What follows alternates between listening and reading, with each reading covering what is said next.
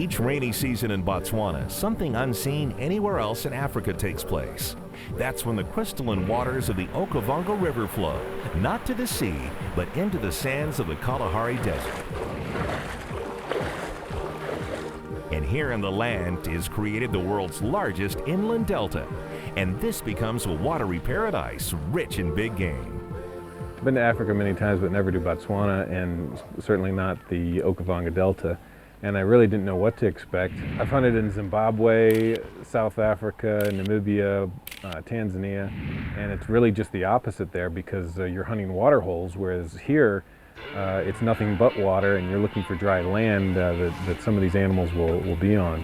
To get where you hunt, you take a boat, and on the way there you see crocodiles, hippos, lots of lechwe along the waterways.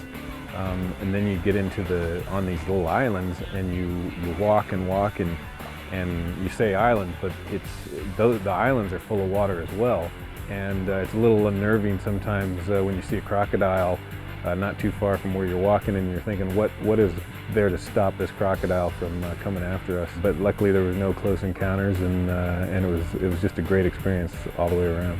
Spent several days hunting with Gary McKenzie, who also works here at Matsibi Camp. He was a real enjoyable person to be with, very funny, and just a great positive attitude. And we went hunting for the Sesame, and the hottest day probably we were here. And we commenced a forced march for about 4 hours. Normal way we hunt sesame is we just drive around and spot the herds, or preferably pick up lone bulls, but with the high water now it's pretty tough to get around, so we've been using the boat a lot. Sesame are always great to hunt. They're a great trophy, a big sesame bull. They're very fast, they cover a lot of ground, they're good at concealing themselves. Sesame are not found all over Africa. In fact, Botswana is probably one of the biggest populations of sesame, and is renowned for producing some of the best trophies in Africa. Hunting with Steve he was a real trooper. I mean, we were walking across the burns in the middle of the day. It was pretty warm. When we thought there was no chance of finding anything, we started walking back to the boat. And we all had our heads down looking at the ground because we were so tired, and forgot to bring water with us, and flies were attacking us and everything else. And all of a sudden we looked to our left, and there's a Sesame. Steve, they're just coming out of the tree line. We set up on the sticks real quick. Let's get ready.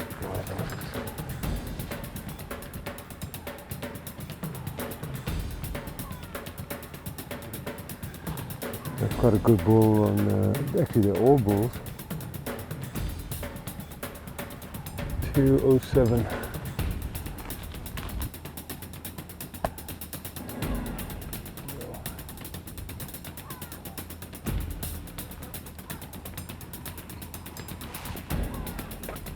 Okay, he's standing still. The others have all moved off to the right. He's on his own, looking straight at us.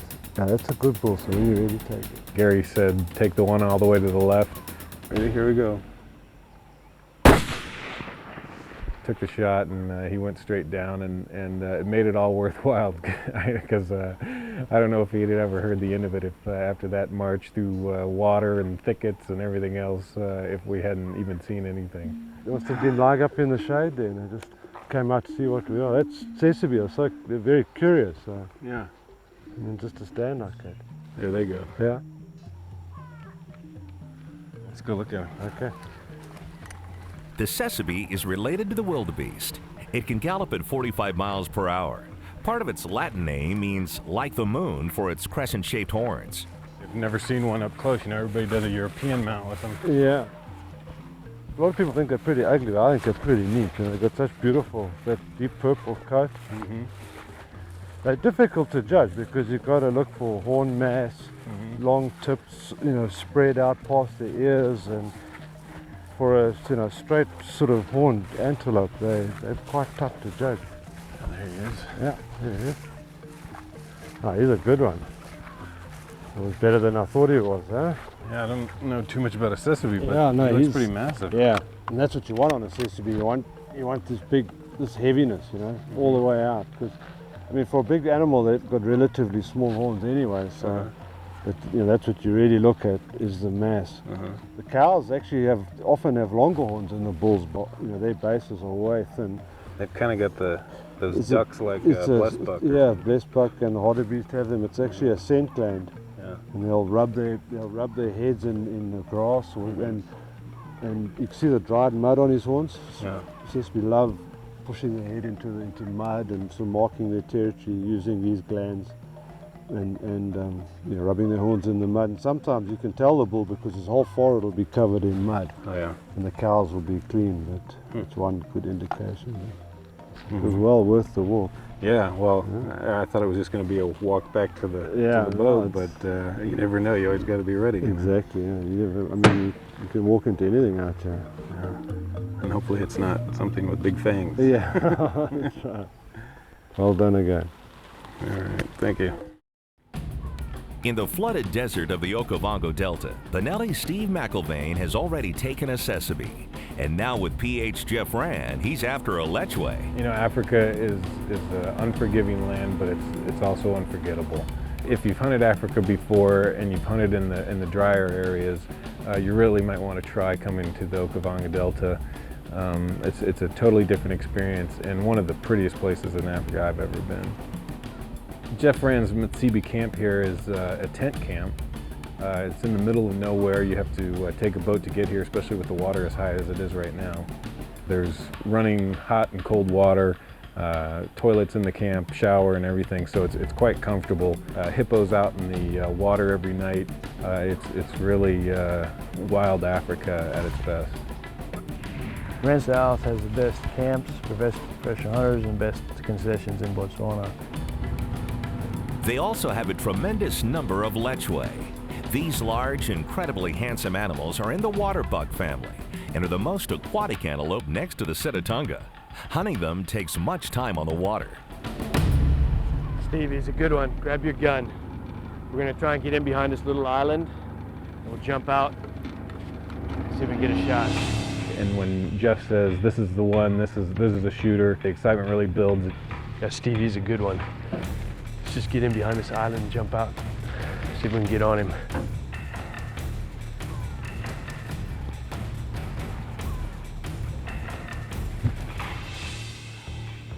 Okay, guys, jump out. And you bail out of the boat and hope it's not over your neck, and you wade through the water as fast as you can to get to a place where you can take a shot and try not to fall in any warthog holes that have been covered over by water.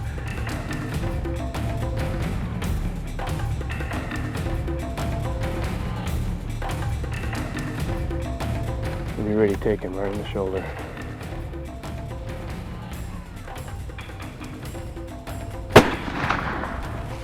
He's hit. He's going. We get one in there. Okay, Steve, get another one in there. Looks like he might go down. Just get another shot on him. Okay, go ahead and take him. That 45-70 did the job. I'm shaking, man. Good job, Stevie. Thank you. Well done. We were watching him with the binoculars, and he took a hard hit, went about 100 yards, and that's pretty much all she wrote. This really is difficult hunting, walking through this water, and then you get on land and it's nothing but thorns. That much more worth it when you finally get what you're going after.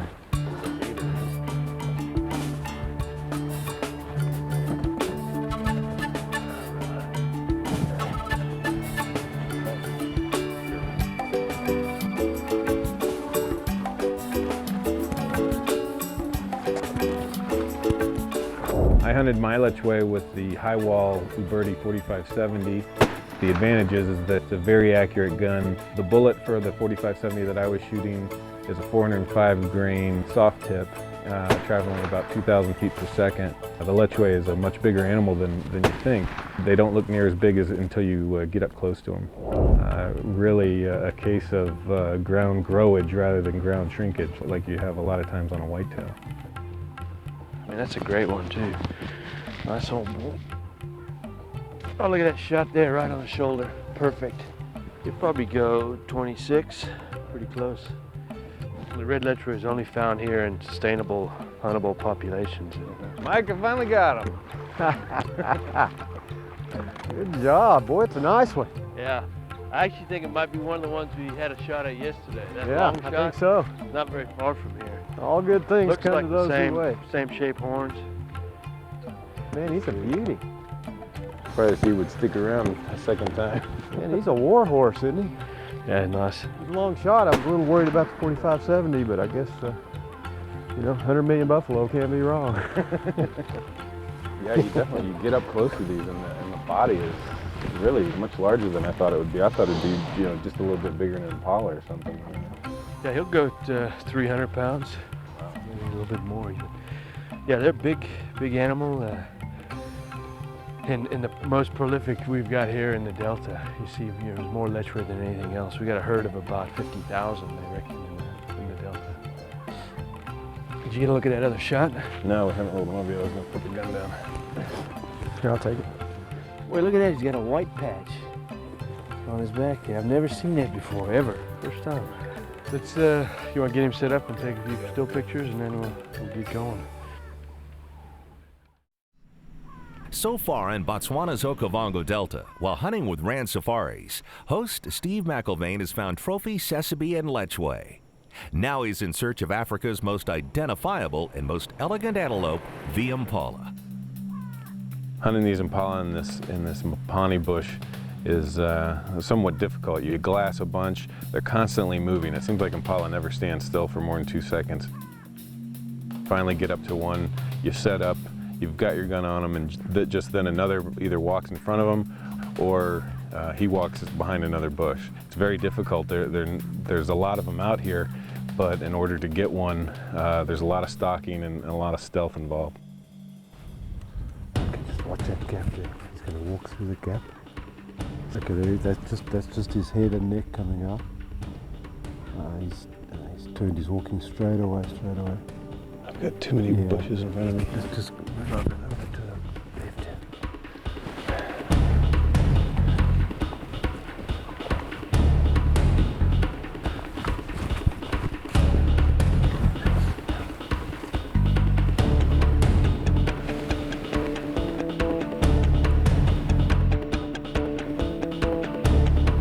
Just come behind that bush. Let's try and get over.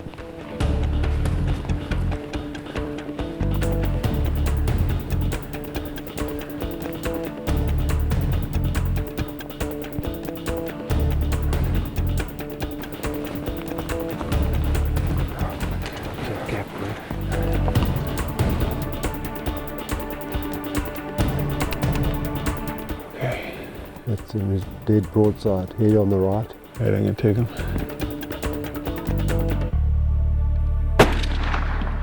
Yep, hit him. Good thump, see how he jumped there? Okay. I think you hit him pretty good there. It hurt like it. Yeah, like it was a loud thump, huh? Alright, let's go and have a look.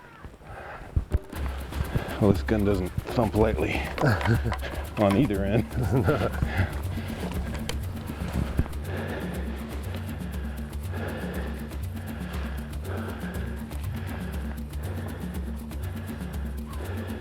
He's blowing it out.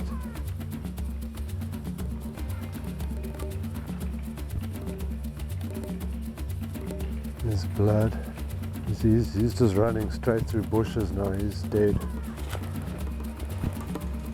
Look at all that, yeah. Oh, there he is. Yeah. Piled up. Good shot. Thank you. Well done. Thank you, Roy. Ooh. Straight through him, huh? Yeah.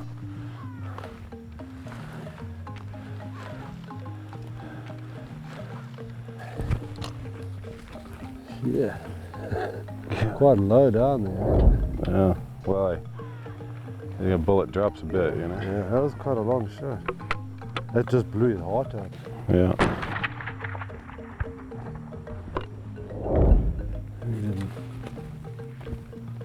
Nice old ram. Mm-hmm.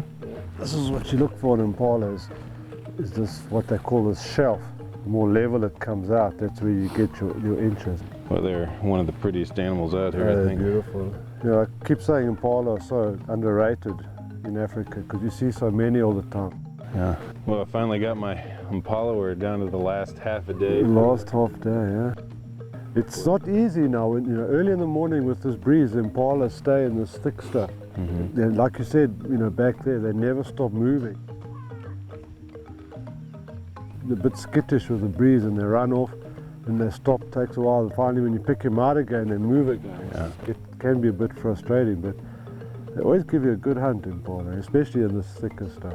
Yeah, they do. Well, thanks very much. Appreciate it. Great hunt, yeah. A lot of patience required on these in this thick bush, but it turned out well. Yeah, they just seem to be always moving and Jumping around and don't keep still. yeah.